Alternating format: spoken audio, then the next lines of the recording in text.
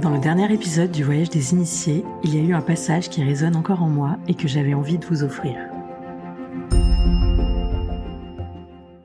Je pense que chaque culture a quelque chose à apporter au niveau de la sagesse, on va dire, à tout, hein. Ouais, dans n'importe quel sujet. Je suis une partisane de l'évolution. Il y a quelque chose qui me fascine, qui me passionne aujourd'hui, c'est justement cette convergence entre les neurosciences et le yoga, typiquement. Et les neurosciences sont venues à nous grâce à l'Occident aussi.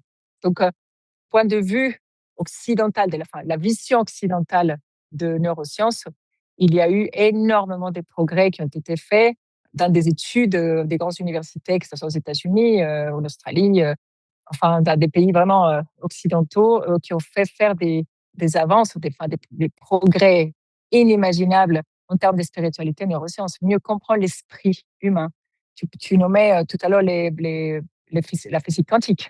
Si l'Occident n'avait pas eu ces possibilités scientifiquement parlant, on n'aurait jamais intégré la notion de physique quantique dans les spiritualités, potentielles, possibles et existantes. Donc, j'ai du mal à être le genre de personne qui plaide: «Oh, avant, c'était mieux».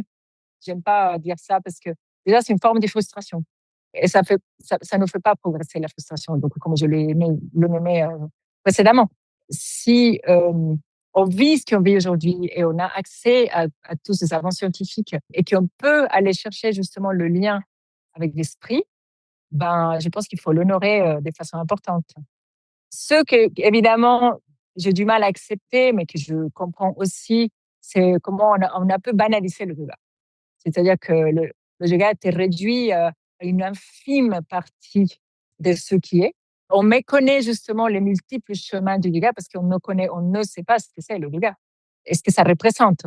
Et bien évidemment, plus on approfondit, on rentre dans la lecture des textes sacrés ou dans la compréhension de l'esprit, euh, et physiologiquement parlant et en termes des physiques quantiques, bah, plus j'ai du mal à accepter effectivement qu'on réduise le yoga à quelques postures sur un tapis. Et malgré tout, je me dis que tout prof de yoga, quoi qu'il soit son vécu du moment, qu'il incarne ou pas le yoga, ou que le yoga représente un chemin d'une manière ou d'une autre dans sa vie, va avoir la capacité de faire respirer ses élèves, conscience euh, qui est propre justement à les guider, à vivre avec beaucoup plus d'intention. Tout prof de yoga. Je dis même celui qui est le plus restreint dans sa pratique, qui va pas nécessairement amener des sujets ou qui va honorer la philosophie ou tous les aspects du yoga qu'on connaît, aura au moins la possibilité de semer une petite graine, qui ne serait-ce que ce soit en essayant de trouver la calmie du système nerveux d'un être humain. C'est un pas vers la paix et vers un monde, de plus d'équilibre, de sérénité. Pour écouter en intégralité cet épisode, rendez-vous directement sur la page du Voyage des Initiés et pour encore plus d'histoires, abonnez-vous.